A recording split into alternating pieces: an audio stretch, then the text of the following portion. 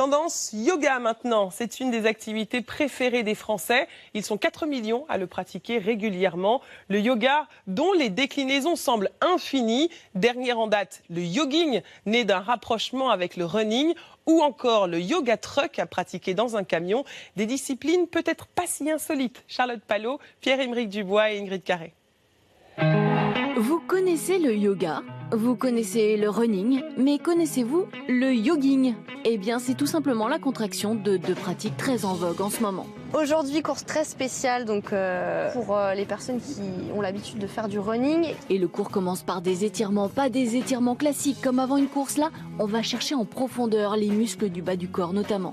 Mais aussi les articulations, c'est là que viennent se loger souvent les émotions.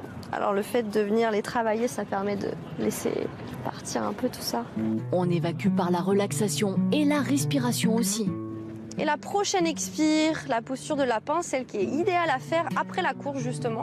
Préparer son corps avant et après permet de mieux courir pendant. On est petit, ouais. Comme on va avoir développé en amont la capacité pulmonaire, on va avoir un travail sur le souffle qui va être meilleur et plus régulier. Donc peut-être moins de points de côté, une capacité respiratoire plus ample, etc.